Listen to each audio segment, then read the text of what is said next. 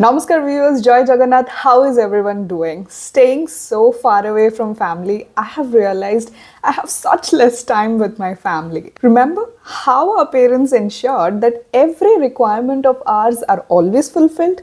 But even now, they will never tell us if they need something.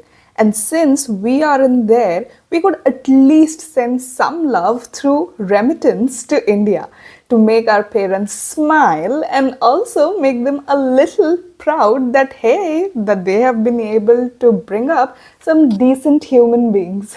Which is why in this video I'm going to discuss some methods through which you can send your money back from home to India.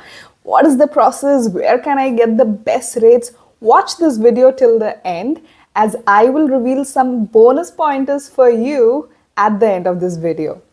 If you're new to my channel, then do subscribe. My name is Sweekriti, aka the Brown Skin Girl, and I make videos on travel, health, lifestyle, and my experiences here as an expat in Germany. Without further ado, let's get started. So what exactly is a remittance? Now, according to Investopedia, a remittance is the money that is sent from one party to another. Broadly speaking, any payment of an invoice or a bill, like I was paying off my student bills, can be known as a remittance. However, the term nowadays is mostly used when you're working abroad and you're sending some money back to your home for family maintenance. So now the question is, how do I send my euros from Germany to India in INR? Majorly, there are two ways of doing it, either through the banks. Now they charge really hefty transaction fees, or through third-party service providers such as Remitly, Instarem, etc. Now you must be wondering, is it legal to use a third-party transfer, and why should you use it? Yes, it is legal to use a third-party service provider. Third parties are non-banks that provide payment initiation and account information services. For this purpose, they will need your consent and your access to the bank account. They act as an intermediary, a third party basically, between you and your bank. Now, the third party could be any provider such as a fintech. However, you must remember that for remittance purposes, you can also make use of your NRE/NRO account.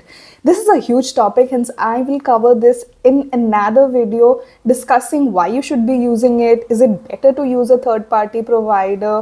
What is the benefit, etc. For now, you can scroll down to the description where I have provided additional information on what limits could be applicable for the remittances that you're sending back to India.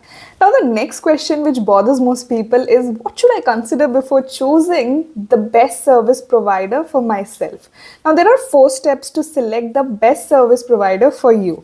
Head on to Monito's website, the amount that you want to send, and what is the market value for the same in INR is something that you can get from that website. Compare from all the list of the service providers as to how much will everyone be able to send back to your loved ones in India. Pick your selection and send the money to your loved ones. You can see that they have listed their scores with which they have indicated which service provider provides the best services and the best exchange rates. And don't worry, I've provided all the links in the description below so that you can check them out. Now, the next question is, where can you find the best exchange rates? Head to Monito, and depending on what currency you want to send, just check on the Monito website. In my case, it was euros, which I could directly check what other service providers are also paying for the same amount that I want to transfer. Basically, it's like a trip advisor, but for transferring money back home. Pro tip is, please always check for any kind of hidden transaction fees that might be a part of this transaction. Coming to the next question, which is, which third parties can I use to transfer my money, and which are the safest methods? Now, there are a lot of different service providers out there such as Remitly, Instarem, etc. Personally, I have used Skrill and Instarem, and they are super intuitive and the money reaches home safely without any issues within 1 or 2 business days, and sometimes in a few hours. Now, how do I send my money? Like I said at the beginning of the video, here's a bonus part where I'm going to take you through the whole process, and for that, I'll take the example of Instarem. Now go ahead, register yourself on the Instarem website. Once you have given all your details, they will ask for identification proofs, etc. For me, I used my residence permits in Germany.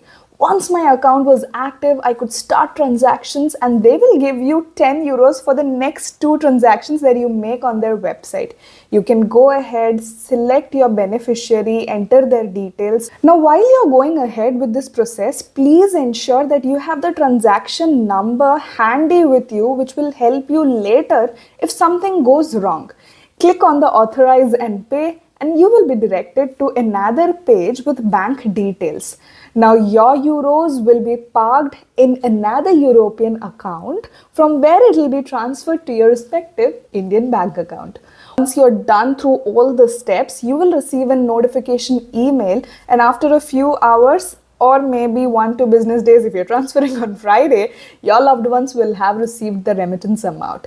A similar process exists for Skrill as well. I have attached in the description below the link for Skrill, which you can use and earn some bonus points for you as well. Like I mentioned, I'll cover in another video on how to create an NRE/NRO account from Germany in a step-by-step process for doing any financial transaction back in India. I'll also cover why is it necessary, what you can do to make the best out of it. Check out my other videos for leading a great life in Germany and what all steps you need to do when you reach and arrive Germany. You can find all the links at the top.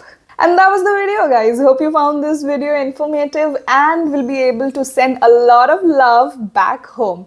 Please drop all your comments below, which would help the algorithm boost this video and it would reach other people as well. Till then, stay safe, stay healthy, and I'll see you next week. Dhanyabad, Jai Jagannath.